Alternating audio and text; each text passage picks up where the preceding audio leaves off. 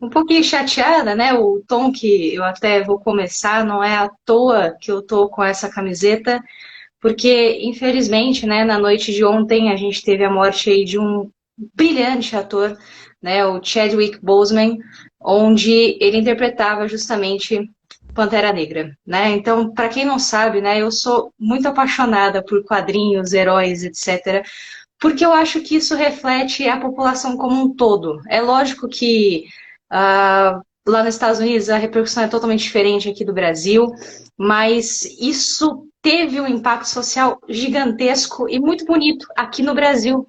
E eu tive a oportunidade, assim como vocês, de acompanhar, né, o movimento aqui negro brasileiro por causa do filme, né? Então eu me lembro até conversando com um amigo negro, eu fiquei super emocionado com as roupas que ele usava no filme, com a cultura, com toda a diversidade, a tecnologia, tudo aquilo que a gente queria que fosse, estava na figura dele, né? Então, é tão bonito quando a gente tem essa relação com esse tipo de personagem, né?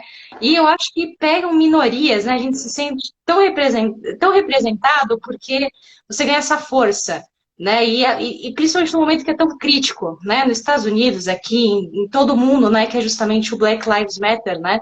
E infelizmente ele veio a falecer ontem, justamente no dia que se comemora, né? Na verdade foi postergado, tá? A comemoração de um dos jogadores ícones, né?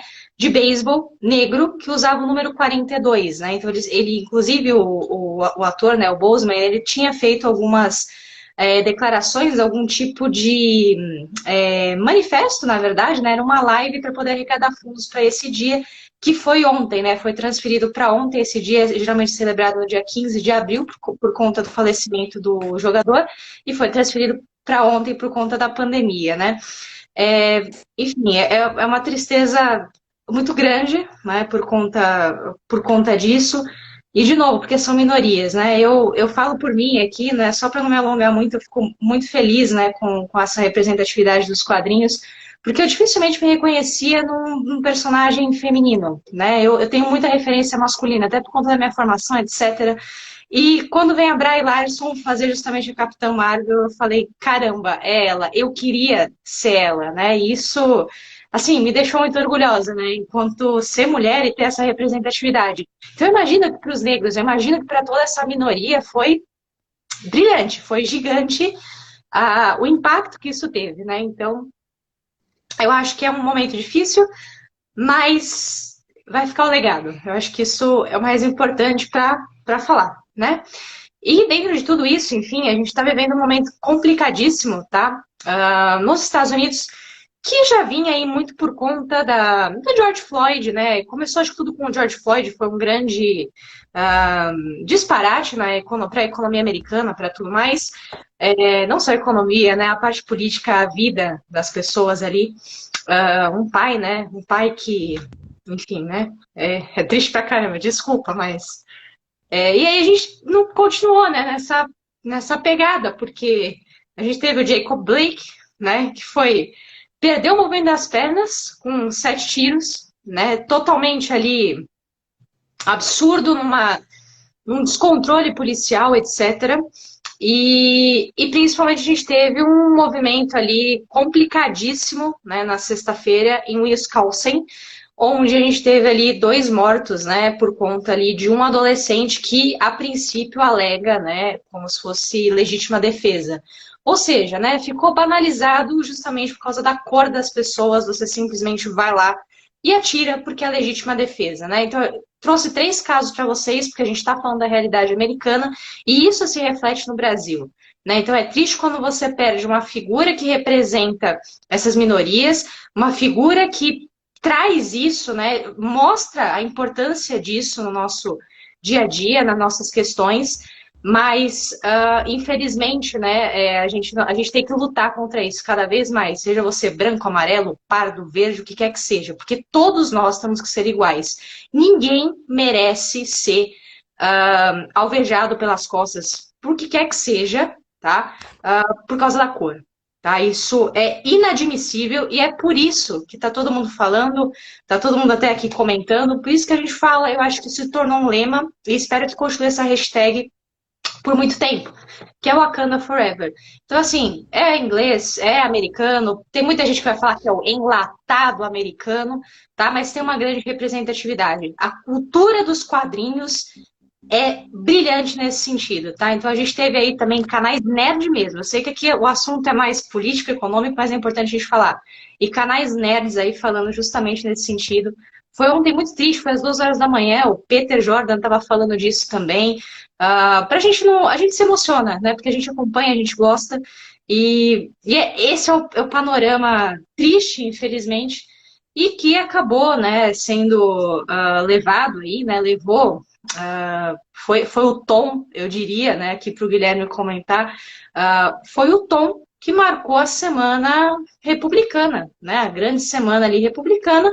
Eu diria que um tom muito grave também nesse sentido, porque né, o Mike Pompeo, inclusive, reafirmou o discurso de que a violência tem que sanar.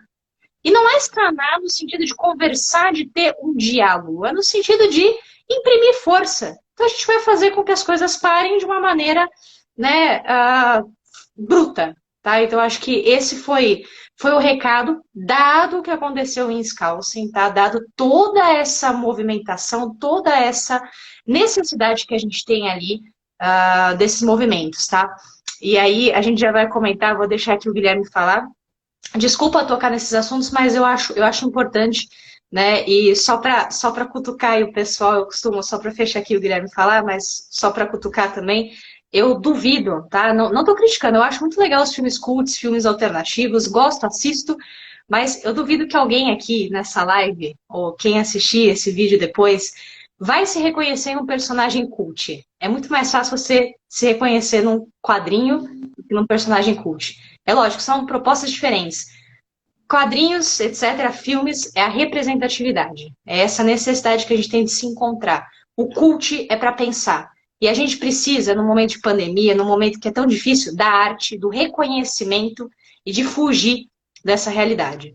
Tá? Então, dado tudo isso, vamos lá para o cenário especificamente americano, tendo em mente, tá, que muitos americanos, brasileiros, etc., têm esse sentimento, tá? Isso está levando muito a flor da pele, tá? Os sentimentos ali. E foi a toada republicana, sem máscaras, aqui como a Tamara falou, numa conferência totalmente diferente, né, do que foi proposta pelos democratas, que buscaram justamente o quê? Buscaram um ambiente virtual, atendendo às realidades e às necessidades que a gente precisa ter no dia a dia, buscando o quê? A representatividade, buscando a igualdade e não levando as pessoas a essa máquina aí de destruição que é o Covid-19. Então, Guilherme aí, faça seus comentários sobre a Semana Republicana. Eu vou aqui puxando alguns outros pontos aqui que eu vou lembrando, mas esse é o grande recado que eu queria deixar aqui para vocês na abertura. Diga lá, Guilherme.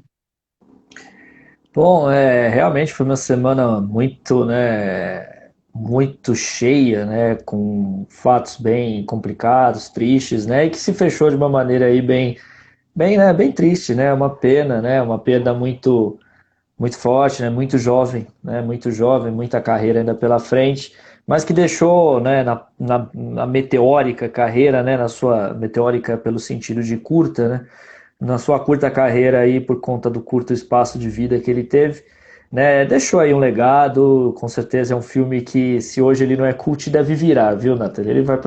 Provavelmente ele virará, né, nos próximos anos, como muitos que não eram viraram, né? Então ele fica aí como um marco importante no momento, né? Foi um momento, né? Digamos assim, quase que uma coincidência, né? Praticamente uma coincidência mórbida, sei lá, né? Cada um aí com seus desígnios divinos para tentar entender certas circunstâncias da vida, mas foi justamente numa semana complicada nos Estados Unidos, complicadíssima no Brasil, né? Com fatos que nos levam aqui a diversas discussões, né? Como você bem disse, antes até de entrar no Brasil, nos Estados Unidos a gente teve a semana da Convenção Republicana, né? E a Convenção Republicana, ela, mais uma vez, traz uma campanha que o Trump repete, né? A tática da campanha das eleições passadas.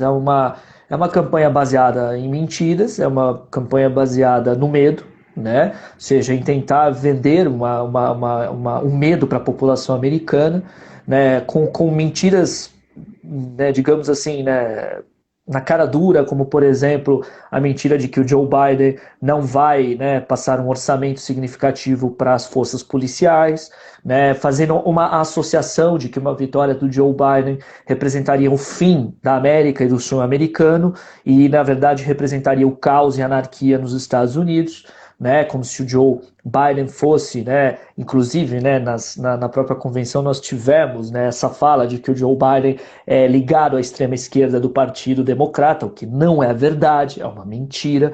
O Joe Biden é um candidato mais centrista, né, o mais à esquerda, o mais radical à esquerda é o Bernie Sanders, e a gente sabe muito bem que o Bernie Sanders e o Joe Biden travaram aí uma disputa dentro do Partido dos Democratas, né, forte para ver quem seria o candidato, mas distorce, né? Distorce justamente a posição política do Biden e ao mesmo tempo distorce também né, a própria esquerda em si, a esquerda americana, a esquerda europeia, que é uma esquerda, né, que nada tem a ver com o que os próprios, né, republicanos acabaram falando ali na convenção, né?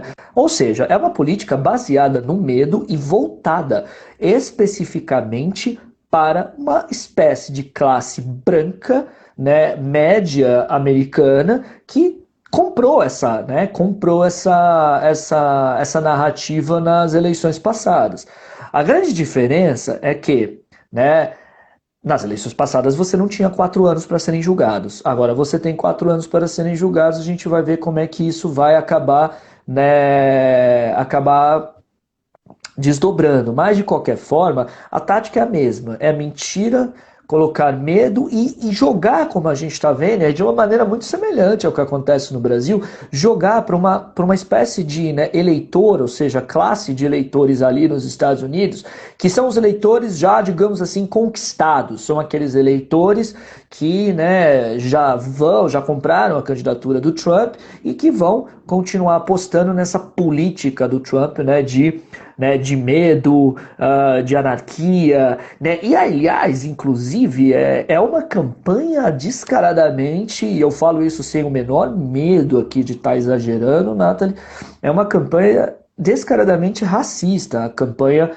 do Donald Trump, porque ela é voltada para, sim, uma população branca, conservadora nos Estados Unidos, e inclusive ele, né, tem tratado o movimento Black Lives Matter como um movimento terrorista, como um movimento terrorista anarquista, né? Então, nesse sentido, é uma campanha realmente racista. O Trump, nessa semana, ele criticou abertamente os jogadores da NBA, que fizeram um protesto histórico, né? Um protesto histórico em relação justamente, né, à violência policial contra a população negra nos Estados Unidos, né? E vocês devem ter visto, mas quem não viu, né, recomendo, faço a sugestão de que veja, mas as cenas são, né, tão terríveis quanto as do George Floyd e talvez até mais assustadoras, né? Não dá para falar que é pior que o George Floyd foi assassinado, ele morreu. Ainda bem o Jacob Blake está vivo, mas foram 7 tiros. O Jacob Blake, ele tomou 7 tiros. E o pior, quando o pai dele foi visitá-lo no hospital, o Jacob Blake, que está, né, sem o movimento das pernas, estava algemado na cama dele, né? Não sei se vocês sabem disso, mas ele estava algemado. Uma pessoa que perdeu o movimento das pernas, algemada na cama do hospital, depois de ter tomado 7 tiros.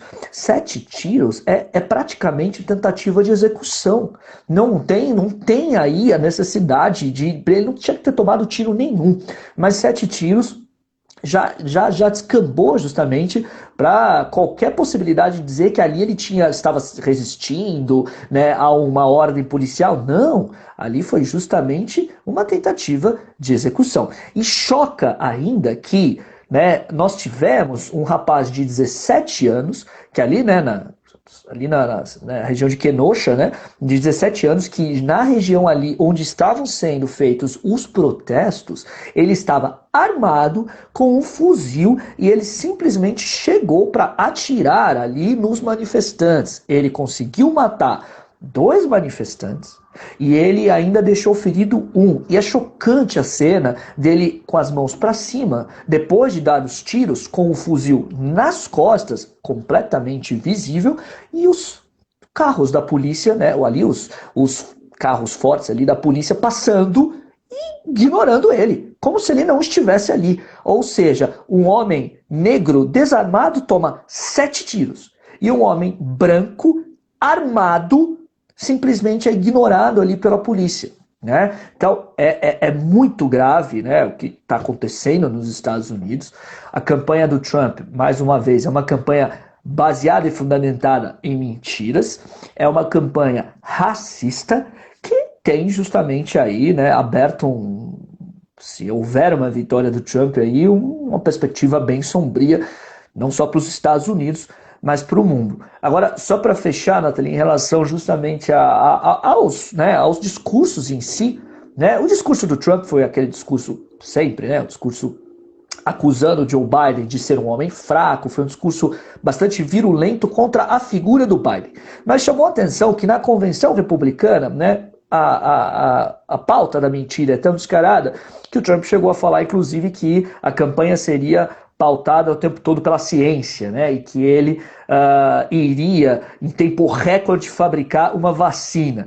Ou seja, pela ciência, com todo mundo ali, né? Sem máscara, sem isolamento, sem distanciamento. Aliás, também, outra coisa que marcou a campanha a convenção republicana foi o fato de praticamente a família do Trump inteira, né, ter participado e discursado ali na Casa Branca. Então, é uma tradição que não se faça isso porque você está usando recursos públicos e a máquina pública. A Casa Branca representa, né, os Estados Unidos, representa, né, o Estado, né, norte-americano. E o que ele fez foi, na verdade, romper com essa tradição, ou seja, fazer ali justamente no quintal da Casa Branca, aliás, foi a primeira vez na história das eleições americanas que um secretário de Estado participou da convenção de aceitação da candidatura, que foi o caso justamente do Mike Pompeo. O Mike Pompeo que também falou uma série de distorções, uma série de mentiras, né, ali em relação justamente aos feitos dos Estados Unidos na própria seara internacional, né? Aliás, foi muito interessante que o Trump acusou, inclusive, Joe Biden de ter apoiado a guerra no Iraque.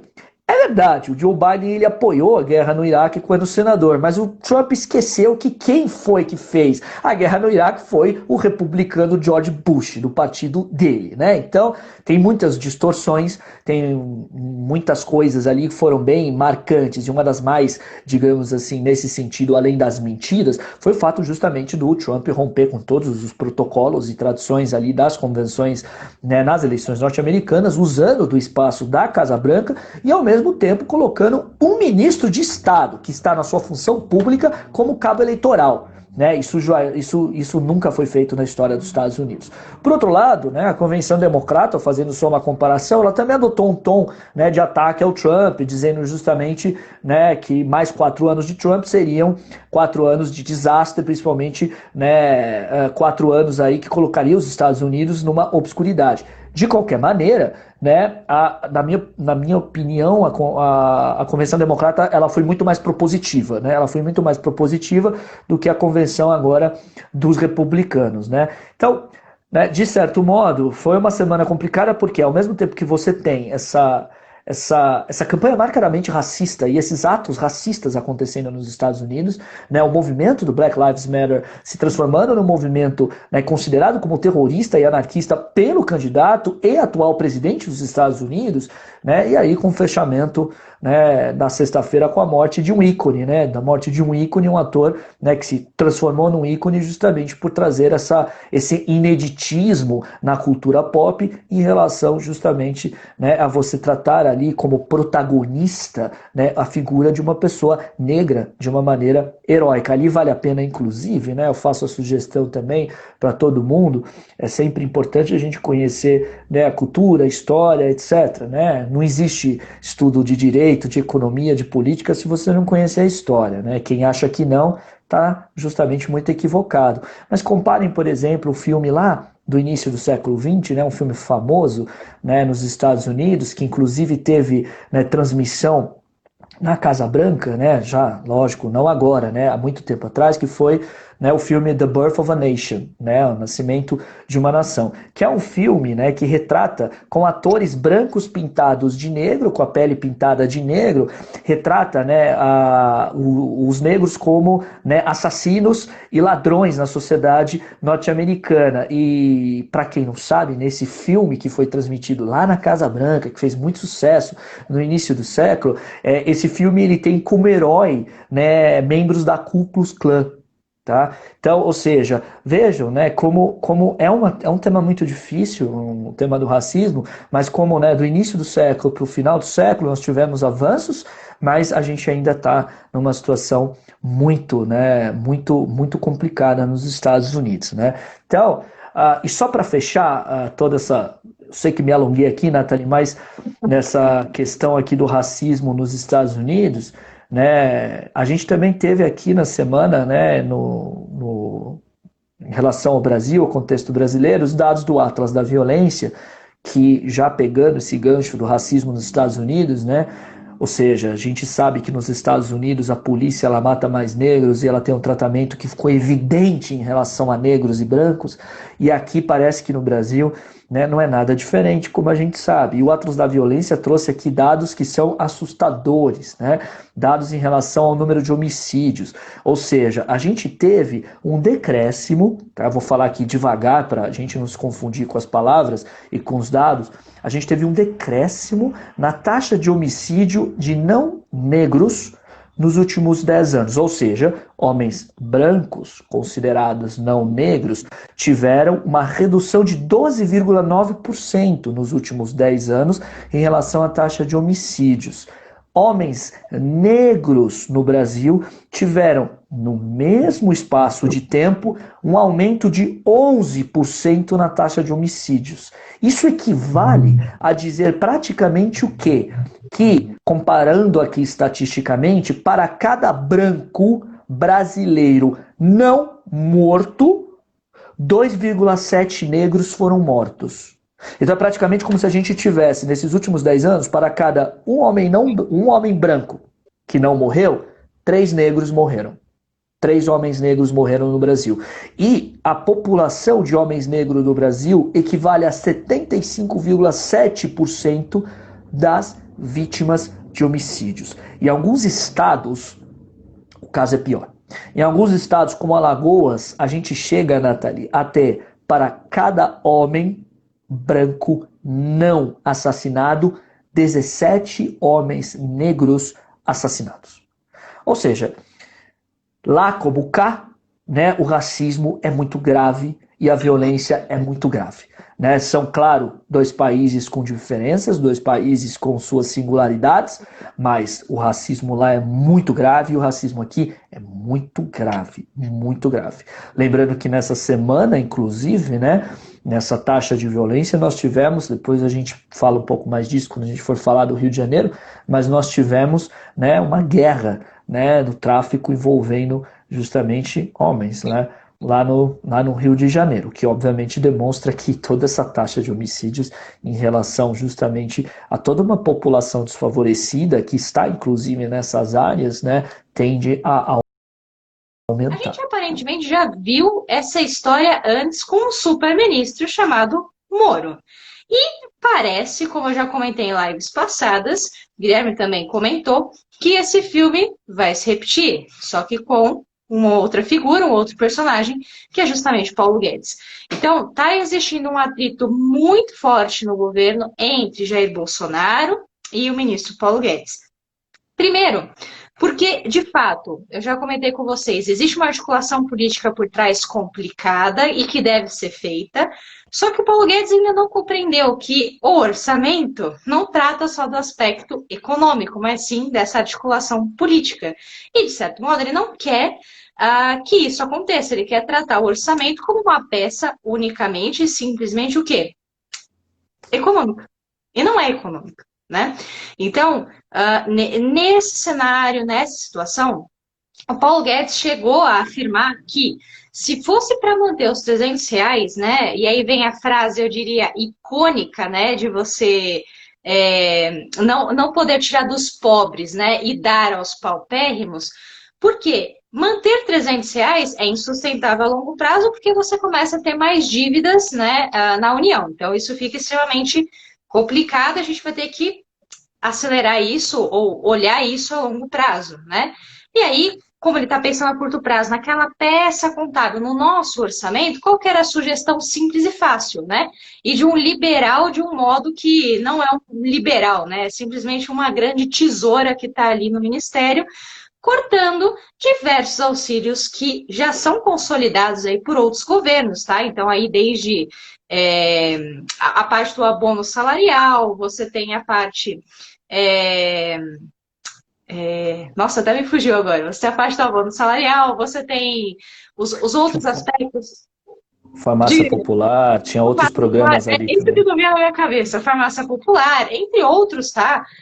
Assim, foi uma chuva de programas que ele citou, porque a ideia é que tudo isso vire o quê? Bonitinho, o Renda Brasil, né? Que vire o Renda Brasil. Bom, só para vocês entenderem, tá? Por que ficou tão falado, né? Por que ficou tão feio aí o abono salarial? Que todo mundo levantou os cabelos e falou, meu Deus, por que ele vai fazer isso? Não sei se vocês sabem, mas quando vocês são seletistas, ou seja, contratados pela CLT, é necessário, tá, que existe um pagamento por parte do empregador para que vocês possam, no futuro, caso venham a sofrer uma perda de trabalho, vocês possam usufruir do salário, né, o seguro-desemprego, tá? Então, esse abono salarial era basicamente falar assim, não vamos depositar mais uma quantia para que vocês possam usufruir desse seguro-desemprego. Trocando em miúdos aqui, o que eu quero dizer para vocês? Se vocês ficassem desempregados, o salário, né, esse percentual que vai para o seguro-desemprego, por isso que é do pobre para o paupérrimo, o que iria acontecer? Você deixa de ter o seguro-desemprego e você entra nesse Renda Brasil, essa renda emergencial, com valores menores e não proporcionais àquele período que você contribuiu, aquele período que você trabalhou.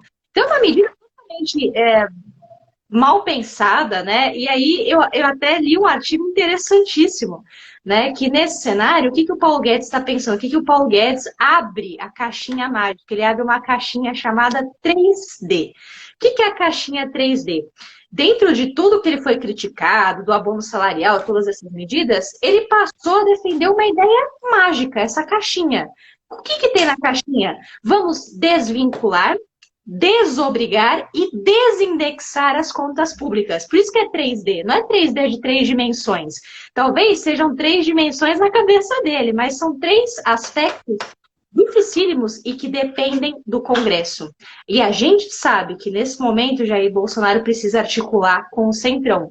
Então o jogo começa a ficar cada vez mais complicado. Ele tem que atender o presidente, o chefe que está mandando gastar mais para se reeleger. Tem que atender a demanda e a articulação do Centrão. E ele vai ter que fazer passar essas três, eu diria, essas 3 propostas irrealistas, primeiro porque desvincular você está tratando do aspecto jurídico do orçamento. Não é simples desindexar, você tem notas, a gente chama dessa maneira um pouco mais informal, notas carimbadas que vão para saúde, educação, etc., que a gente não pode simplesmente sumir com aquilo para que o gasto seja menor. Então, é difícil você desvincular. Desindexar, isso aqui daria lives de horas para falar para vocês. A gente tem uma cultura extremamente indexadora.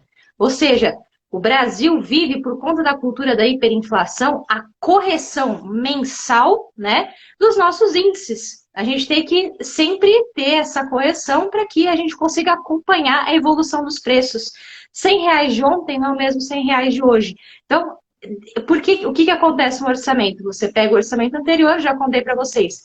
a inflação corrige e indexa. Então, eu diria que é impossível e ninguém iria aprovar isso, porque o orçamento ia ficar menor, ia encurtar ainda mais para atender justamente os tetos de gastos. E desvincular, é isso que eu falei, também passa, né, dessa desobrigação junto com a necessidade jurídica e você desvincula daquelas receitas que são fundamentais, saúde, educação, etc. O que a gente sabe que no país é impossível que isso exista, né? É muito complicado. Então, o panorama para o Paulo Guedes é complicado. E para piorar, só para o Guilherme aqui comentar, para piorar, sabe o que tem ainda? Sabe o que tem ainda no meio disso tudo? Segunda-feira ele tem que entregar a proposta da peça orçamentária. Paulo Guedes, bom trabalho no final de semana. Seu tempo já está contando. Tá complicado, tá? Tá bem complicado. Né? E só para responder aqui a Tamara, só um comentário bem pequenininho aqui, bem simples, né? Teve a decisão, a gente não vai comentar a fundo porque ainda está rolando, né? Mas a Carmen Lúcia entrou com um pedido de 48 horas, tá? Para o Banco Central justificar a nota de R$ 200, né? A tão famosa nota aí de R$ 200, que teve aquela polêmica da cachorrinha caramelo, etc., que eu contei para vocês, mas que tem um fundamento muito grande por trás, tá? Da Carmen Lúcia, e só para vocês pensarem aí o que está acontecendo, né? A Carmen Lúcia está preocupada com as maletas, né? Quantas maletas que eu vou ter, né? Se eu tiver uma nota de R$ 200, reduz a maleta, ou seja, eu facilito a lavagem de dinheiro. E lógico, a gente teve expansão da base monetária, as pessoas querem e muito ter o dinheiro na mão, é claro, mas pensem comigo, né? Será que isso por si só justifica eu emitir ou criar uma nota de R$ 200? O custo de imprimir está sendo maior do que, né? Está sendo menor, perdão, do que, de fato, você criar uma nota nova, fazer toda a nova cunhagem. Tá? Então é por isso que a preocupação é muito válida, tá, por parte da Carmen Lúcia, e a gente vai ter que ver o posicionamento do Banco Central diante de tudo isso. Mas, voltando ao orçamento, voltando ao Paulo Guedes, já vamos falar do Salles. Diga lá, Guilherme, deixa eu deixar você comentar. É muito interessante isso, porque foi bem como você falou, né? A Tamara até trouxe aqui, né? Aquele TCC de última hora no fim de semana que o Paulo Guedes vai ter que fazer, né? Aquele TCC correndo horroroso. Mas é realmente essa questão do Renda Brasil, do auxílio emergencial, é o presidente Bolsonaro inebriado pela Datafolha que deu 10% a mais de popularidade para ele, por causa justamente do efeito do auxílio emergencial, e ele a todo custo, né, tentando justamente aumentar a popularidade dele. A gente sabe, acho que já ficou claro, que, né, o Brasil não elegeu um presidente, o Brasil elegeu um candidato eterno à eleição. Né? O Bolsonaro ele não governa, ele olha para 2022 o tempo todo.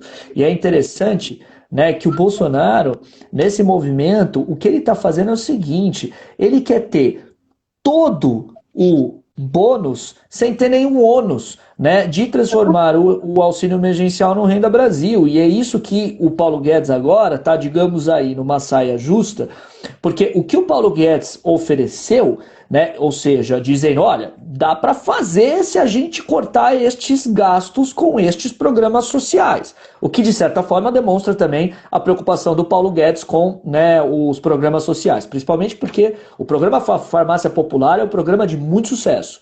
Né, um programa de muito sucesso, um programa importantíssimo, né, que ao ser retirado faz uma falta enorme, porque ele é um programa universal, inclusive, ele é um programa, né, que alguns críticos até falam, mas aí a pessoa que tem mais dinheiro, classe média, mais rico, também pode pegar remédio na farmácia popular. É verdade, mas as pessoas mais pobres também, as pessoas mais pobres também, é um programa universal, tal como a ideia da renda universal. Então, o programa Farmácia Popular é um programa de extremo sucesso e, mais do que isso, importantíssimo para muitas pessoas que têm doenças crônicas e que têm tratamentos que são aí, digamos, né, feitos contando com a existência do Farmácia Popular. Por isso que, né, a demonstração do Paulo Guedes em oferecer essa proposta para o Bolsonaro, né, de viabilizar um Renda Brasil com, né, a extinção destes programas importantíssimos, já demonstra que o Paulo Guedes ele tem uma visão bastante, né, digamos assim, ele está olhando números. Tá olhando números, né? Exatamente assim, dane-se o país, dane-se, ele tá olhando números e tá vendo o que o chefe pede para ele atender, né? Por outro lado, o Bolsonaro, como eu disse, ele não tem aí ele não quer ter nenhum tipo, né, de ônus em relação a formar esse Renda Brasil. Ele quer que se faça o Renda Brasil de qualquer forma, se vira. Foi o recado que ele passou para o Guedes. Se vira aí, meu amigo, você vai ter que me oferecer, né, um projeto aí de transformação do Renda Brasil. Só para vocês terem ideia, o auxílio emergencial, ele tem um valor por mês, no valor de R$ 600, de 50 bilhões de reais. São 50 bilhões de reais por mês, tá? Eu tô falando aqui devagar para vocês pegarem bem. Por mês. O Bolsa Família, ele tem o custo de 30 bilhões de reais por ano. Só para vocês terem a ideia do tamanho do quanto é muito caro manter um auxílio emergencial e transformá-lo em Renda Brasil no valor de R$ 600. É impossível. Não dá para fazer isso. É um gasto de 50 bilhões de reais por mês. Repetindo, Bolsa Família é em torno de 30 bilhões por ano. Então, seria, na verdade, você maximizar o Bolsa Família de uma forma extraordinária que o Estado brasileiro não tem como. Uma saída seria, então, aquilo que o governo tem tentado fazer, mas a Câmara dos Deputados já disse que não fará e o próprio Bolsonaro não quer porque sabe que isso é impopular, que é a instituição de uma nova CPMF. Que é a instituição de uma nova CPMF, porque aí com este acréscimo de arrecadação tributária, ele teria o dinheiro para fazer isso. O problema, Nathalie, e aí eu creio que você, né, pode dizer muito melhor que eu, mas tenho certeza que você vai concordar com o que eu vou falar, o problema é que se você criar, vamos imaginar assim, né, a saída foi criar esse aumento de impostos via CPMF. Uma CPMF que é dos piores impostos que existem, né? Porque simplesmente é um tipo de tributação que é extremamente injusta, porque ela, né, acaba sendo muito mais pesada para as pessoas que são mais pobres, né? Aquela alíquota que você paga, né, e que obviamente encarece, né, encarece inclusive, né, o próprio consumo e que você paga independentemente se você é rico ou pobre. Né? Mas vamos imaginar que ele consegue. Conseguindo, o que ele estaria fazendo? Ele estaria jogando para frente um outro problemão, porque é o seguinte, você para manter, né, um programa desse, você vai ter que arrecadar. Então é como se a gente ficasse, né, eternamente refém e jogando para frente um programa, né, um problema que seria o gasto excessivo do Estado brasileiro, um gasto, né, terrível com um gasto terrível, sem nenhum controle fiscal, que jogaria para o futuro problemas que a gente uma hora ia ter de qualquer forma que lidar. Né? Então, essa saída também não é uma saída para o Brasil a longo prazo. E vocês percebem que é tudo uma saída do Bolsonaro pensando na eleição dele. É um pensamento, é um projeto, não é um projeto para o país, é um projeto de reeleição. E aí o que sobra para o Paulo Guedes, né? Sobrou hoje, eu não sei, Nathalie, se você chegou a ver, foi até uma proposta patética, né? Eu achei patético, não consegui achar um outro adjetivo, que foi uma proposta que o Paulo Guedes apresentaria de fazer uma espécie de selo de certificação, né, social para empresas que contribuíssem com o governo, dando dinheiro para o programa assistencial do Renda Brasil. É patético, porque primeiro, as empresas, elas têm uma função, que é a função o quê? Produzir, vender, né, pagar os seus, né, aqueles que investem nela, né, vender, ter lucro. Esse é o papel de uma empresa. A empresa tem o seu papel social, é verdade, mas a empresa, não cabe por uma empresa a justamente financiar um governo. Financiar programa de governo, muito mais programa assistencial. Ganhando um selo de certificação social sem nenhum tipo de isenção, sem nenhum tipo de incentivo financeiro. Então, a lógica do Guedes, eu fiquei assustado, Nathalie, sinceramente, porque é uma lógica infantil. Eu não sou economista, mas eu conheço alguma coisa de economia. Você é economista, você conhece né, um oceano mais do que eu, mas para um mero, né, curioso que gosta também de estudar um pouco economia, para mim é infantil uma proposta dessa. Por que raios uma empresa vai patrocinar um governo a troco de nada? Não tem cabimento. É uma ideia até distorcida, né, dessa turminha Paulo Guedes, que acha que justamente, né, que... Bom, deixa pra lá, né, não vou falar isso aqui. Deixa pra lá, é melhor que não. É melhor não. Mas, de qualquer maneira, a gente fica, para fechar o raciocínio aqui, numa saída em que não tem como fazer isso. O Renda Brasil já é um fracasso. Já é um enorme fracasso. O que o Bolsonaro vai fazer, o que é que ele determinou agora, né? Ele disse que vai prorrogar, né, o auxílio emergencial por mais 2 meses, se eu não me engano, né? Mais 2 meses, sendo que o valor vai baixar. O valor cairá aí, né, em torno de 300 a 200 reais, não se sabe ao certo ainda, 300, né? 300. Aparentemente foi 300 300. parece, né? Aparentemente foi 300, mas ainda, né, ainda há dúvidas em relação a qual o valor será, mas de qualquer forma, o projeto de Renda Brasil já não deu certo.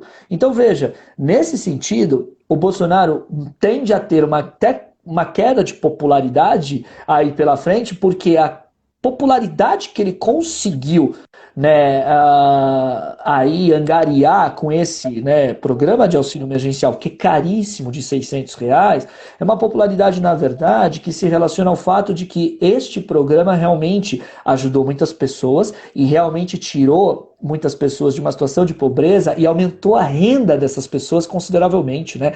Uma série de famílias brasileiras que tinham uma renda de em torno de R$ 500 por mês, né? Foram muito, né, ajudadas. Então é uma situação difícil. Vamos ver o que vai acontecer pela frente, porque o que tem de acontecer, o que está todo mundo apostando, né, Nathalie? A gente pode errar, mas o que está todo mundo apostando é que nessa o Paulo Guedes vai rodar. Porque justamente o Bolsonaro não vai ficar satisfeito com as propostas factíveis, porém impopulares, né, que o Paulo Guedes pode oferecer, e que justamente uma hora ele vai falar, bom, então eu não quero mais você, Paulo Guedes, a gente vai arranjar uma espécie, né, de Pazuello da economia, né, uma espécie de ministro Pazuello da economia, vai arranjar alguém lá para ser o garoto que só vai dizer sim, né, só sabe mexer com a cabeça sim, que é o caso do Pazuello, e vai lá estragar a reputação dele, estragar o currículo dele, etc, mas não se importa com isso para virar ministro, e que provavelmente é o que deve acontecer, né, vamos ver como será. Mas esse Renda Brasil, que sustentou essa popularidade do Bolsonaro agora, virou um grande fracasso. Virou um grande fracasso. E, gente, eu tô respirando, fica tranquilo, eu tô conseguindo respirar aqui. Mas só para fechar isso aqui, a gente já ir pro outro tópico, acho que o Guilherme aqui colocou bastante coisa para vocês. De fato, a gente tem uma carga tributária muito grande, a gente tem um sistema regressivo, tá? Não é um sistema progressivo, e isso é muito complexo. Se a gente começar a tributar as grandes fortunas, é aquela velha história. A traquinas tem mais imposto que o jet ski, que o iate, tá? Então, verifiquem se seus amigos têm iate, etc., porque se tiverem, eles certamente aí seriam uma grande fonte de contribuição, mas muito pelo contrário, porque eles, na verdade, iriam para fora, eles não iriam ficar no Brasil, e por isso que vocês não têm esses amigos, tá? Então, já dando a justificativa. Tá? Então, muito cuidado com isso. E é óbvio, né? Não quero especular aqui, mas existe alguma sondagem ali com o presidente da Caixa, tá? Então já tem alguma certa articulação no governo, né? Vamos ver o resultado desse TCC tardio do Paulo Guedes, né? Que demorou tanto, o ministro da semana que vem. Vamos ver o que vai sair daí. A princípio, a proposta que o Guilherme comentou, ela é válida? Não é válida, porque, e talvez ele tenha se baseado no modelo de certificação, que a gente costuma utilizar como exemplo lá, o mercado de crédito de carbono. Só que ele é um mercado financeiro por trás, tá? O Paulo Guedes, ele é do mercado financeiro, ele ainda acredita que o Brasil consegue, dentro de uma pandemia, fazer a gestão em um mercado financeiro. Paulo Guedes, é impossível, tá? A gente não está no momento de fazer isso. A gestão BTG já passou. Estimular o PIB via investimento, nesse momento, é impossível.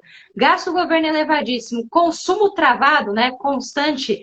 Se não for balança comercial, né, bem ali estimulada, a gente tem um superávit na balança comercial, a gente não vai sair para frente. Então, não é à toa, eu diria que uma grande dica, né, para a economia, o que a gente tem que se basear?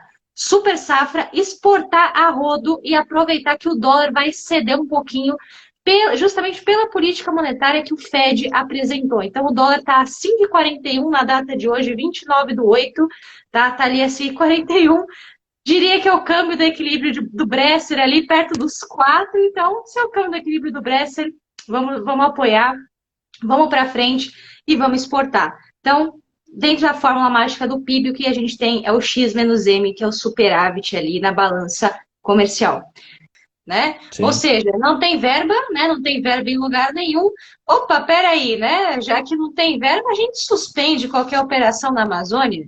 Se a falta é dinheiro, por que não em questões ambientais, não é mesmo? Essa medida do Salles ontem que pegou todo mundo, né, de surpresa, inclusive o próprio governo de surpresa.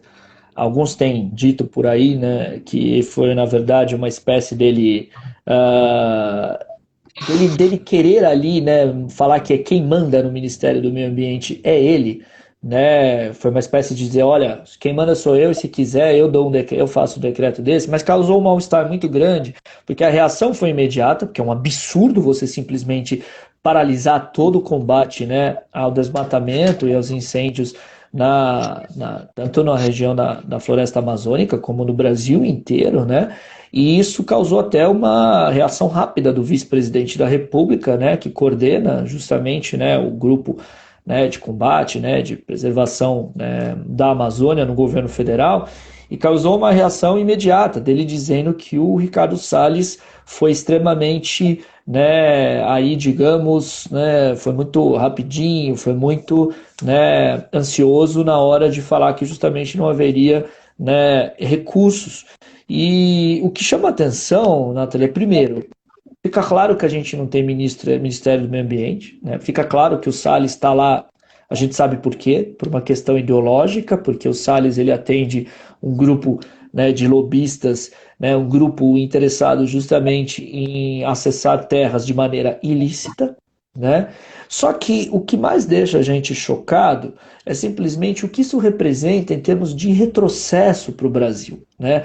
O que a gente já falou várias vezes, o Brasil tem o meio ambiente, tinha pelo menos o meio ambiente como capital, né, como capital político internacional. O Brasil era uma liderança no âmbito internacional. E aí, né, a gente tem inclusive, né, mercado de carbono, como você, né, citou, a gente tem inclusive, né, as questões comerciais que envolvem os selos de sustentabilidade, né. É impressionante o que a gente tem estudos que, por exemplo, demonstram quanto o Brasil perde e está na própria contramão da história, principalmente quando a gente tem uma questão que é a questão madeireira, né, aqui, né, de corte de árvores de maneira ilícita, praticamente tomando conta, quando a gente poderia dar uma espécie, né, digamos aí, de mais enfoque, esforço em produtos que poderiam nascer da nossa biodiversidade, por exemplo, o açaí, daria muito mais, o açaí que é extremamente, né, digamos, né, Popular. reconhecido e Popular. popular, internacionalmente poderia se tornar um grande produto brasileiro, mas não, o Brasil vai na contramão, o Brasil continua, né, nessa forma predatória de exploração e com o Ministério do Meio Ambiente que completamente, né, como ela está dizendo aqui, a Van está dizendo, é um ministério acéfalo, a gente não tem ministro, a gente tem simplesmente um lobista ali, né?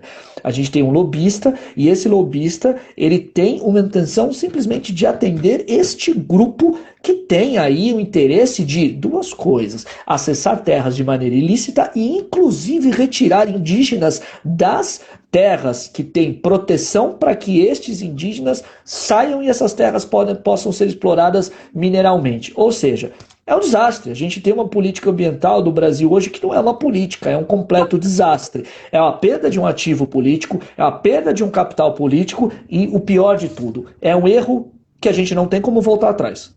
Né? O desastre ambiental, o aquecimento climático, o aquecimento global já está acontecendo. Isso já está acontecendo, as temperaturas já mudaram, a gente tem simplesmente, né, aí uma série de estudos que demonstram justamente o perigo disso tudo que está acontecendo, mas aqui no Brasil a gente está indo para uma visão, né, pior do que o início do século XX, uma visão quase, né, século XIX, ou seja, praticamente século XIX, né, uma visão predatória do meio ambiente. Nós tivemos inclusive, né, aquele vídeo constrangedor, né, do Bolsonaro lá, né, no Fórum Econômico, quando simplesmente ali junto com o Al Gore, ele falou, não, eu gostaria de explorar a Amazônia com os Estados Unidos, né? Ou seja, ali não só um presidente lacaio dos Estados Unidos, né? Uma visão quase não, né? Uma visão humilhante de um Sim. país em relação à deferência a outro país, né?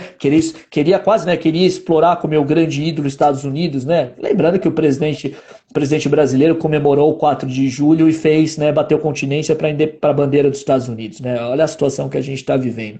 Então, não só um presidente que constrangeu, mas que ali disse, olha a visão dele, né? Eu queria explorar a Amazônia com os Estados Unidos. Que tipo de exploração é essa que ele pretende? A gente sabe, é a exploração que o Salles demonstrou ontem e vem demonstrado todo o tempo que o Salles tem, né, exercido a pasta do meio ambiente. Então, foi ontem um negócio que foi grave porque foi sintomático e porque simplesmente a gente percebe que existe uma não política e uma desestruturação em todos os, né, instrumentos de fiscalização. A gente viu, né, as demissões no IBAMA, né, as demissões que tem acontecendo. Pior de tudo, né, o governo não quer, inclusive, fazer o censo, né, o censo de 2010, 2020. O governo não quer fazer, ou seja, a gente tem ainda não só o governo que é negacionista, que vai atrás, né, na contramão da história, vai estar indo para trás, principalmente na questão ambiental, mas na questão mesmo, né, de dados em relação ao Brasil, de dados em relação à população brasileira, quer agora esconder, ou seja, não quer fazer o censo de 2020. Vocês devem saber, o censo é sempre feito há 10 e 10 anos, né?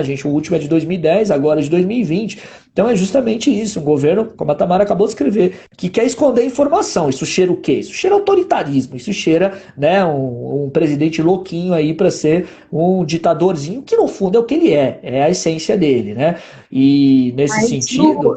Só para fazer um parênteses, tá? Não é defendendo nem nada, mas eu utilizei, tá? Eu utilizo muito dado do IBGE, etc., que na verdade agora é o sistema Sidra, que é justamente aquele que faz essa coleta de dados que o Guilherme está falando. A gente tem dois problemas gravíssimos aí, tá? O IBGE já vem há um tempo, junto com o IPEA, necessitando de verba, tá? E aí, muito disso é o que justifica não fazer o censo. É claro que o que o Guilherme está falando é justificado, porque a gente tem que incentivar e dar recurso para que a gente faça a coleta de dados, que é fundamental. Mas só para vocês terem ideia, o censo agropecuário de 2006 foi o último censo atualizado, que era para ter sido feito em 2016, se não me engano. Até hoje eu preciso desses dados para minha dissertação e eu não obtive. Só para vocês terem ideia. Por quê? Faltam recursos. E isso que é o segundo pilar que eu quero comentar com vocês. Por quê? Cada vez mais a gente tem uma política de corte de gastos em educação, pesquisa e universidade. Então, não é só o aspecto político, tá? É uma questão de money mesmo. Não tem o recurso para se fazer o censo. Outro detalhe para vocês também levarem em consideração. Os censos têm que ser feito sempre um edital público, um concurso para serem convocados, né, os recenseadores. E isso é outro gasto, tá? Para que não tenha, né, para que você tenha uma rotatividade entre esses recenseadores para não ficar viciada a coleta de dados. E outra, gente, censo é gigantesco, tá? São perguntas extensas e que tem que ter uma grande população respondendo, que a gente costuma chamar em economia estatística de um N, a amostra tem que ser grande. Não adianta você fazer um censo com 3 pessoas, não representa o Brasil como um todo. Então, só para colocar esses dados, que também é fundamental, tá? Para a gente não fazer essa comparação, comparação não, esse comentário cego só para o lado político, mas o que o Guilherme está falando faz todo sentido, mas complementando, tá, com esses dados que a gente tem, essa dificuldade, tá? A gente tem uma dificuldade a longa data, a longo prazo, tanto do IPEA como do próprio IBGE. Tá bom? Mas vamos lá, Guilherme, era só para... Tem, mas é uma dificuldade que a gente passa em todas as áreas, Nathalie, é uma dificuldade que aí tem. Eu entendi o que você quis dizer e não discordo do que você quis dizer, mas, no meu entender, tem um critério político aí muito claro, porque 6 bilhões para serem destinados para as Forças Armadas vão ser destinados. Então, a gente tem um gasto, inclusive, com áreas, né? Ou seja, Forças Armadas tendo mais gastos, né? O gasto, por exemplo, o gasto com, né, o funcionalismo público continua alto. Então, assim, onde se deveria cortar para você ajustar e equilibrar, que foi o que o governo prometeu fazer nas eleições, não foi feito. Então, o censo, para mim, ele é uma coisa extremamente grave, porque é a partir de entender o país que você pode formular políticas públicas que sejam mais, né, digamos, racionais e realistas. Se a gente tem uma defasagem de 10 anos dados no censo, como a gente vai formular políticas públicas sem entender como está a população brasileira, onde está a população brasileira, quais são os problemas? O censo é fundamental. Então, tem uma questão de má vontade política, porque a gente tem visto, inclusive, que o IBGE teve uma série de demissões, né, de funcionários do IBGE que chegaram a se demitir dizendo, olha, não dá mais para trabalhar aqui.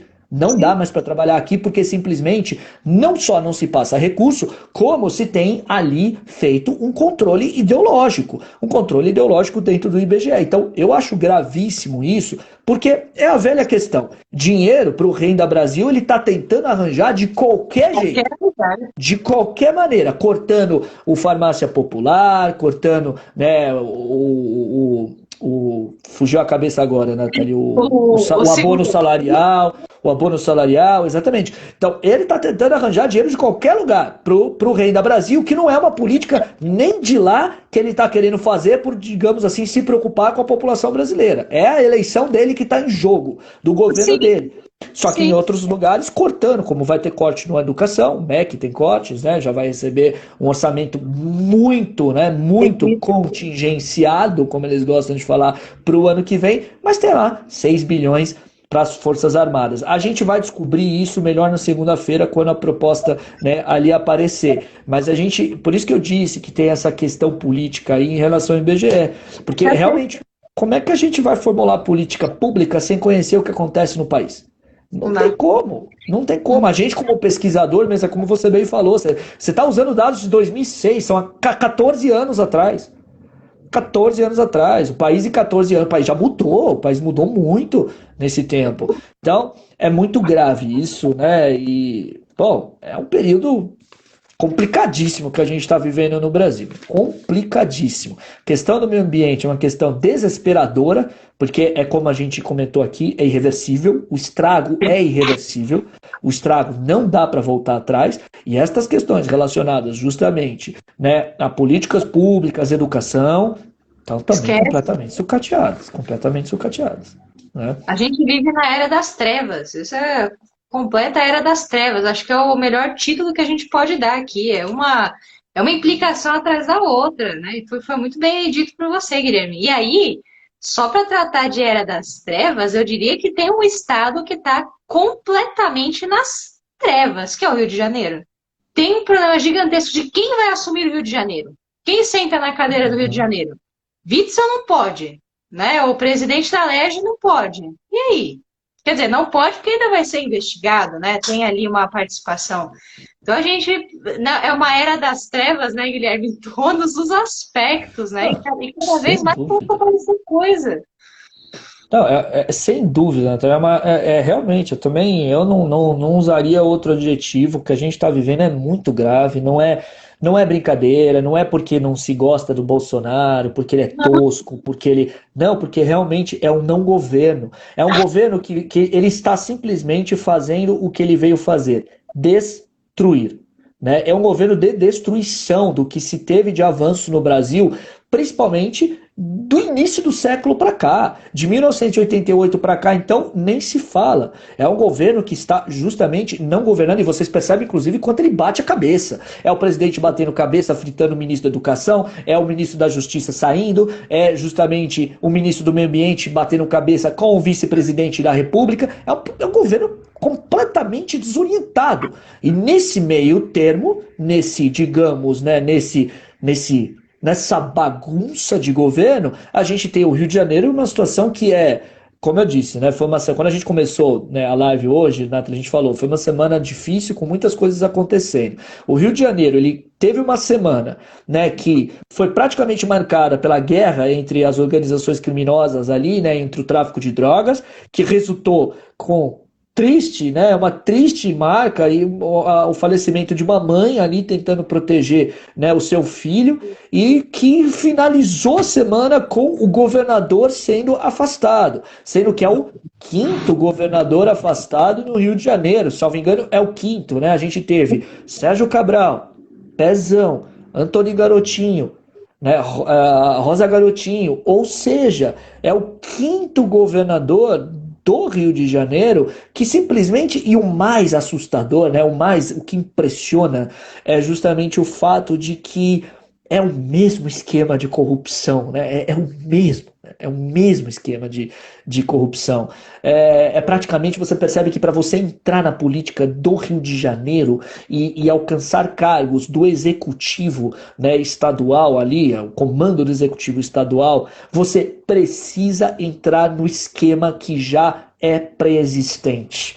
E o Witzel foi mais um que entrou. Então veja, e o pior de tudo é a gente lembrar que a política do Rio de Janeiro, que está nesse lamaçal, que envolve, né, o executivo, envolve a Assembleia Legislativa, a LERJ, é a política que produziu a família Bolsonaro.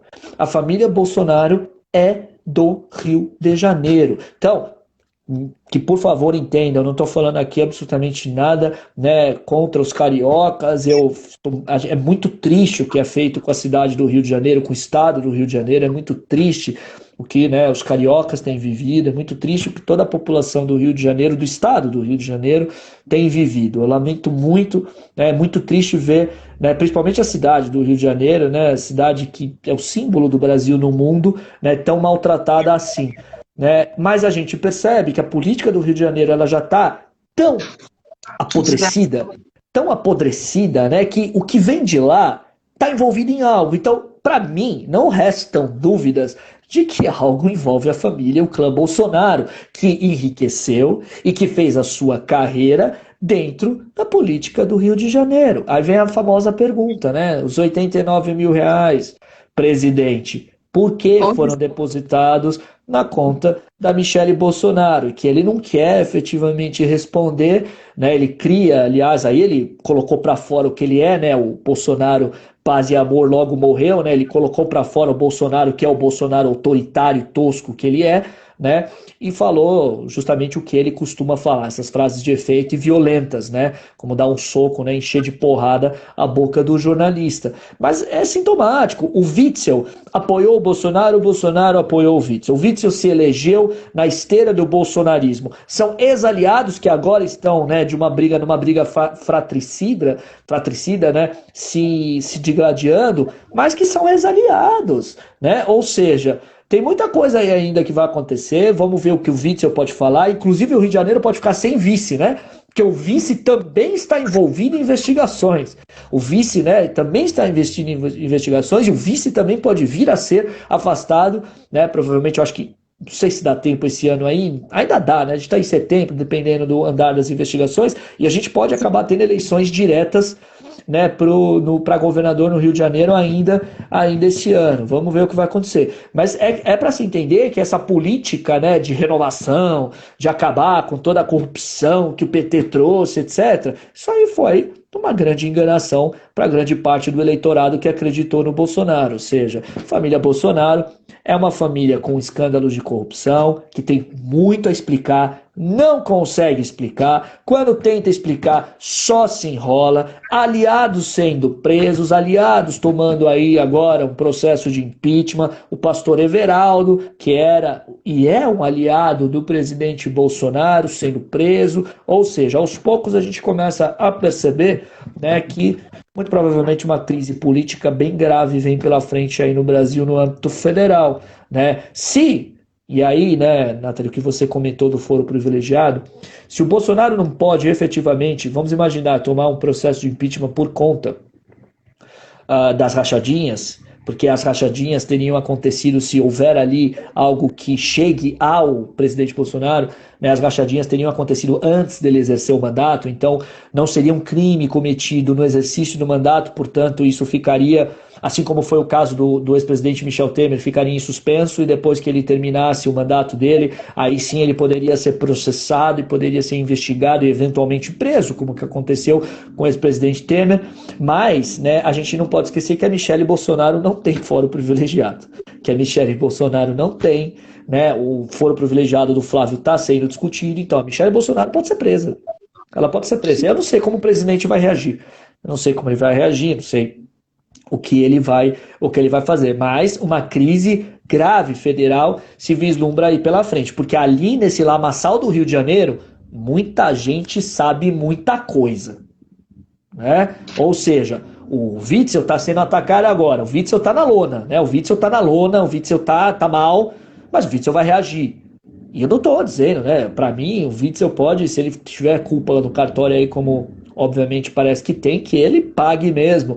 Mas sempre toda ação tem uma reação, né? Então a gente vai ver o que vai sair desse lamaçal do Rio de Janeiro. Mas é muito triste a gente ver essa situação no Rio de Janeiro, a gente com esses dados terríveis em relação à taxa de homicídio, a gente vê a população no Rio de Janeiro ali tendo que lidar com tiroteio em relação a tráfico de drogas, governador tomando, né, um processo de impeachment, pandemia, né, ou seja, uma pandemia, a gente não pode esquecer, batemos o número de 120 mil mortos, praticamente 4 milhões de infectados, né, a pandemia não acabou, né, ou seja, que situação, né, que situação difícil o Brasil está passando, né? Fora a exposição do caso específico do Bolsonaro nas mídias internacionais. New York Times noticiou, né, o grande caso ali do onde está, por que foram depositados, né, esses 89 mil, né, na conta ali de Michele, né, enfim, Sim. né, fora essa exposição que a gente está sofrendo, né. É complicado, é muito complicado. E para fechar, que eu vi que o Castro comentou aqui, a Van está comentando, olha, e a gente teve a portaria, né, do Ministério da Saúde que o Guilherme quer comentar, que é gravíssima, né, para as mulheres aí, etc e tal, e fora, né, que foi um desdobramento de um evento terrível, que a gente Triste. até já comentou, e lastimável com a criança ali, né, que sofreu aquela violência medida, né. Mas diga lá, Essa portaria ela é abominável. Eu não tenho outra palavra a dizer, é a portaria abominável. É uma portaria que o Ministério da Saúde ah, editou para obrigar médicos a, né, terem que informar as autoridades policiais em caso de aborto legal. Ou seja, caso haja ali, né, alguma, né, mulher, criança, tendo que, né, fazer o aborto em caso de ter sofrido estupro, que é uma previsão legal, está na legislação brasileira, que é uma previsão legal em caso de aborto legal, o médico passar a ser obrigado a informar a autoridade policial. Isso é uma evidente forma que o governo encontrou de tentar inibir, pressionar as pessoas que deveriam ser tratadas como vítimas, porque vítimas são. O governo está com essa portaria quase que praticamente criminalizando a mulher que sofreu estupro, a mulher que foi estuprada. Essa portaria, ela é, como você bem falou, Nathalie, idade das trevas. É abominável. E lembrando aqui, e principalmente as mulheres que estão nos assistindo, lembrando que que bom, porque lembrando que o Ministério da Saúde hoje praticamente só tem homens e tem, salvo engano aqui, nas posições, né, de maior desse poder decisório do Ministério da Saúde, só militar. Só militares. Ou seja, editando uma portaria que praticamente, né, duplica a violência em relação à mulher e à população mais pobre, que é a população que acessa o SUS. Ou seja, é uma brutalidade essa portaria sem medidas. Porque a gente sabe muito bem que as classes mais favorecidas e mais abastadas, quando acontece a possibilidade de querer fazer o aborto, vão para as clínicas. A gente sabe disso. Vão para as clínicas privadas. Quem acessa o SUS são as pessoas mais pobres. Então você está, inclusive, né, aumentando a brutalidade para com as pessoas mais pobres, para as mulheres mais pobres, para as meninas mais pobres, para as crianças mais pobres. Sabendo que, inclusive, há um grande índice de estupros na faixa etária de 14 anos. De 12 a 14, 16 anos. Então, é uma brutalidade sem tamanho. É realmente idade das trevas essa portaria. Eu espero que a gente tenha reação e que justamente essa portaria caia, né, por ser considerada inclusive inconstitucional. Isso viola o princípio da dignidade da pessoa humana e se viola o artigo 5º da Constituição da República Federativa do Brasil. É realmente uma portaria muito, muito ruim, muito triste, e que inclusive, Nathalie, vale a pena dizer, retrata a visão deste governo em relação à questão da mulher. Né? A gente sabe que a gente tem hoje como política no Itamaraty, né? E para quem não sabe, eu faço questão de falar isso. Hoje a orientação no Itamaraty é simplesmente de que identidade de gênero é igual a sexo biológico. E o Brasil, infelizmente, tem votado no âmbito internacional, principalmente no Conselho de Direitos Humanos da ONU, conjuntamente com Arábia Saudita, Rússia, Egito, Afeganistão, Quatar e Líbia. Nós nos tornamos, no âmbito internacional, parceiros de votação da Arábia Saudita, que é considerada o pior lugar do planeta para uma mulher viver. Sim. Então, bom, a gente é uma série de tragédias aqui no Ministério do Meio Ambiente, no Ministério da Saúde, em relação a questões de direitos humanos, né, em relação à educação. É realmente o que o Brasil está vivendo. Esse governo é o governo mais desastroso, trágico da nossa história recente, não há dúvidas. E a gente vai ter que reconstruir muita coisa quando essas trevas, esse pesadelo acabar. E espero que acabe logo. Mas a gente vai ter que reconstruir muitas coisas. A gente está realmente assim, é um governo que veio para destruir. E ele assim está fazendo. Então, eu espero realmente que essa portaria seja revista. Essa portaria é abominável, né? E que ela vem dentro de uma política maior deste governo, que é uma política de, né, criminalização praticamente da mulher, né? Que é uma política de não liberdade da mulher, que não é uma política de igualdade de gênero. É uma política que tem, né, na verdade, aqui fomentado cada vez mais a violência e justamente, né, o afrontamento aos direitos das mulheres. Então, infelizmente, foi uma semana terrível em relação a isso. Né? Terrível. Que é, inclusive, né, oriundo, Nathalie, como você me falou, desculpa, né, só para concluir, que é oriundo de um fato que é extremamente lamentável, que é de uma criança de 10 anos que foi estuprada, que as pessoas esqueceram que ela foi estuprada desde os 6 anos, que ela passou 4 anos sendo estuprada, e que a gente, de repente, olha só o que o governo produziu a partir deste fato. A partir do fato de uma criança de 10 anos que foi estuprada durante 4 terríveis anos e que tinha gente defendendo com que ela fizesse cesárea ou tivesse justamente, né, desse à luz naturalmente, o que obviamente levaria ela à morte. O que o governo conseguiu produzir um fato extremamente lamentável e triste e vergonhoso da nossa sociedade foi uma portaria como essa. Foi isso que ele fez. Foi uma portaria como essa. Mas para fechar, eu acho assim, sempre me perguntam, e aí, a gente chegou no final do poço? Falo para vocês, olha, cada vez mais a gente sabe e consegue cavar ainda mais o poço que a gente se meteu. E o Guilherme falou todos os ministérios e esqueceu de mais um. E a economia? Acabou. Acabou.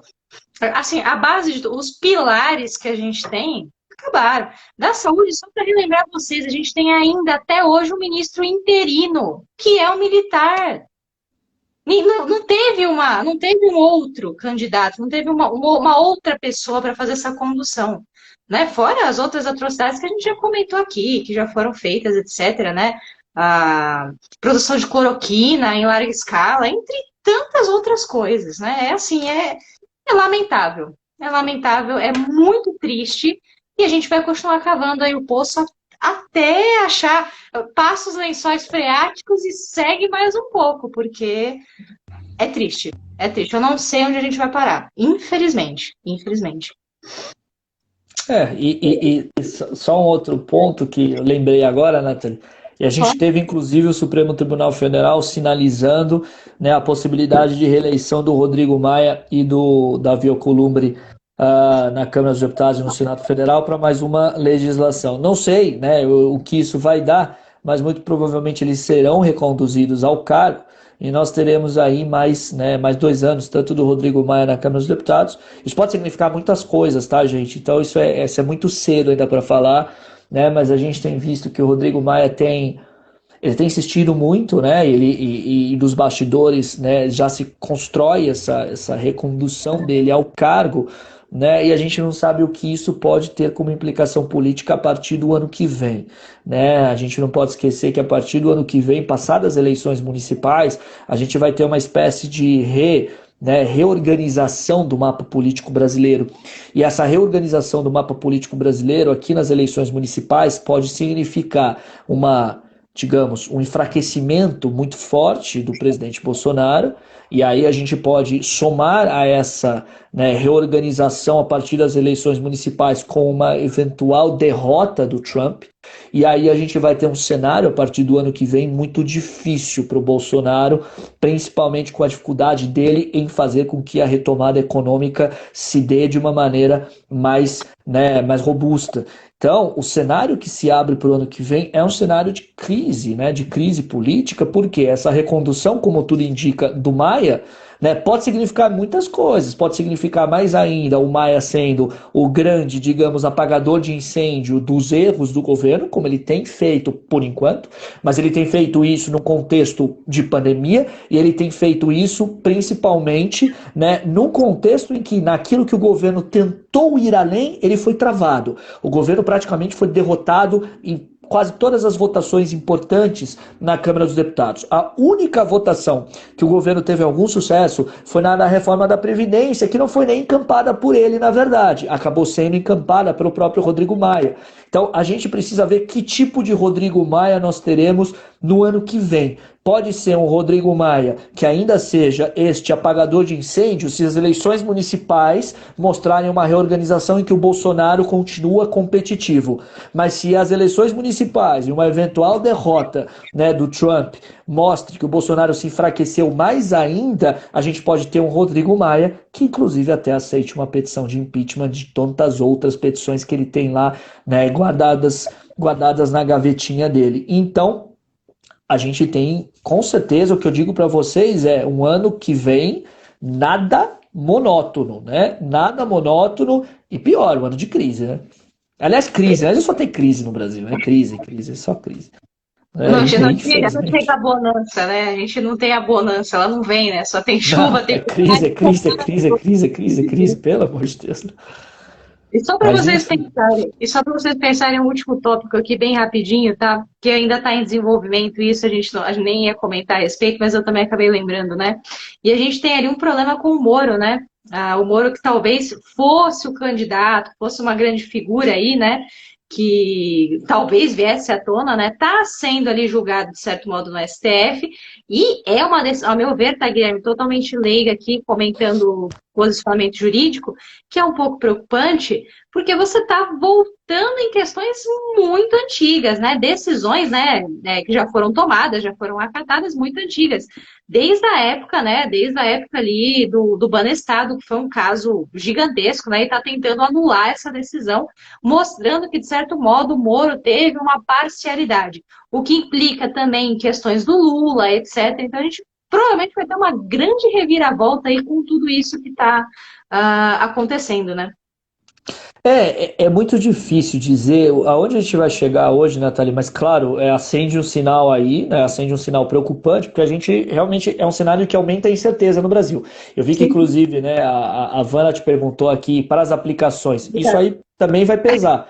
Porque esse cenário de incerteza no Brasil é muito forte. A gente tem um cenário, como eu disse, incerteza por causa das eleições municipais, incerteza por causa das eleições americanas, incerteza por causa, né, de como será a Câmara dos Deputados, o Rodrigo Maia conduzido ou não, incerteza por conta dessas questões relacionadas, inclusive, à Lava Jato, ao próprio Moro, como antagonista ao Bolsonaro e também antagonista ao ex-presidente Lula. Essa decisão foi uma decisão esquisita, porque foi uma decisão, no caso do Banestado, que envolveu, né, a turma do STF, salvo engano, a quarta turma do STF, e, né, a turma do STF votou da seguinte forma, né?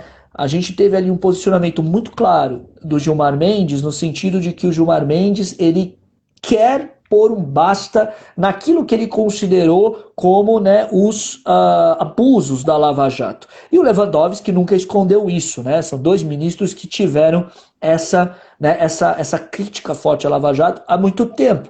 E aí a gente teve o Fachin, né, e a Rosa Weber se posicionando de uma maneira muito firme a favor da Lava Jato. Nós tivemos nessa decisão do Banestado 2-2, o voto, né, de desempate seria do Celso de Mello, que acabou não votando por conta de questões de saúde. E aí quando a gente tem, né, um empate, e aí no caso, claro, né, de processo penal, a gente tem por conta justamente de uma interpretação da própria legislação processual penal brasileira que o empate favorece ao réu, ao investigado, a presunção de inocência. Então, quando você tem um empate, você tem aí uma espécie de presunção de que houve uma dúvida forte sobre, né, a autoria do crime. Então, por haver essa dúvida forte, é melhor então que se permaneça em liberdade, assim que se determina no Estado Democrático de Direito, do que ser preso, né? Mas foi estranho.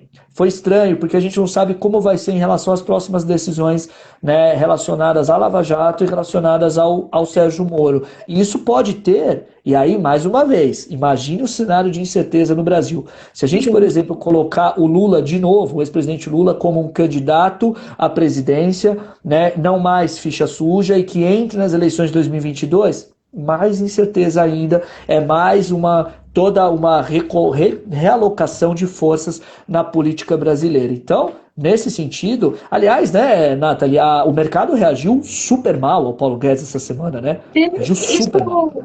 Isso que eu vou comentar para fechar, para pegar isso de incerteza e para pegar a questão de investimento, né? Sim. Teve duas coisas no mercado interessantíssimas essa semana. O mercado reagiu mal ao que a gente acabou chamando de fritar o Paulo Guedes. Isso foi péssimo, porque para o mercado financeiro o medo é quem vai entrar, quem vai dar essa condução liberal em termos de investimento, porque o Paulo Guedes é a figura do mercado financeiro, então reagiu mal. Mas, curiosamente, o mercado reagiu bem ao afirmar que os R$ 300 vai se manter por um longo tempo. Assim, foi estendido. É curioso isso, porque se você mantém os R$ 300, está indicando para o mercado financeiro que, apesar dos gastos, você está buscando manter uma estabilidade política. Vamos ver na segunda-feira o que vai acontecer com o Paulo Guedes. Eu acho que segunda-feira é um marco ali, vamos ver o que vai acontecer na semana e como o mercado financeiro vai reagir. O que eu quero falar em termos de incerteza que é importantíssimo para o mercado financeiro é o seguinte: a gente tem uma taxa de juros que está baixa. O relatório Fox ainda indicou, né? Eu tinha comentado com vocês que no começo do ano, muito provavelmente a gente tem um aumento da taxa de juros para compensar, né? Então a gente está em 2%. No começo do ano, provavelmente para compensar essas perdas, vai estar em 3,5%. Isso de acordo com o relatório Focus, né, que sempre sofre alguma oscilação.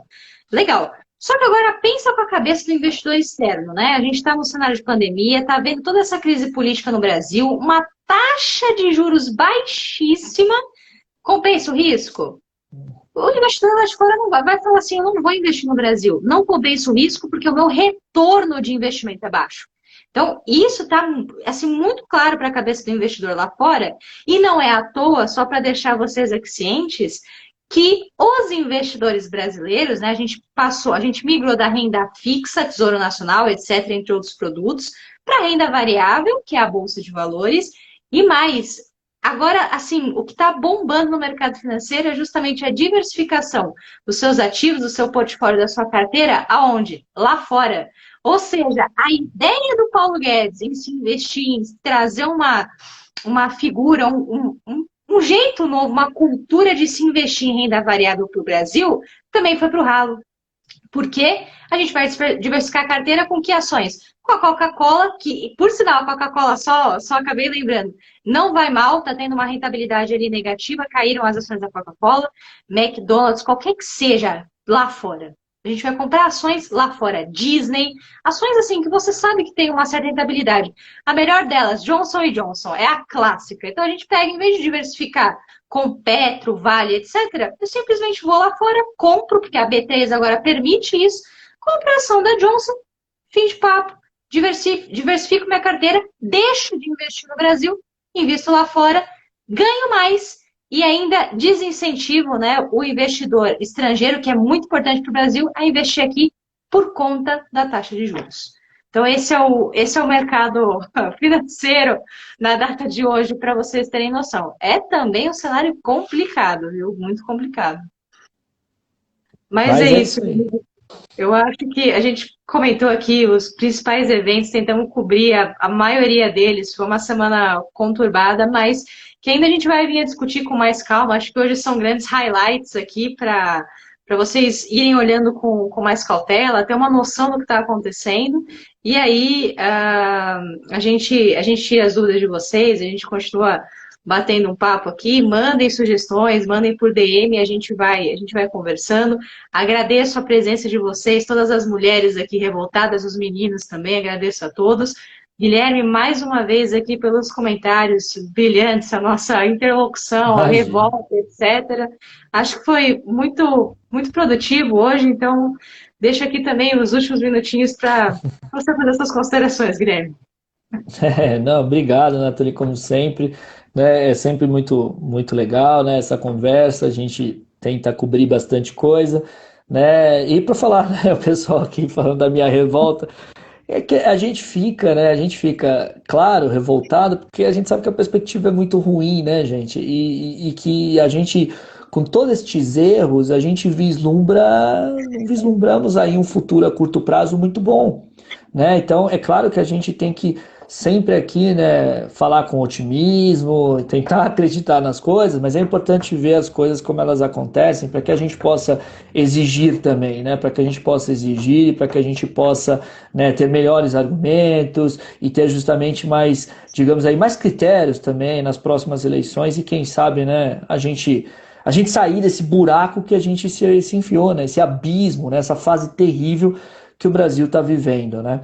Mas é isso, né? Vamos acreditar, coragem, e a gente com certeza vai ter mais revolta na semana que vem, né? Provavelmente, a semana promete, né? A semana promete. Vamos lá, foco.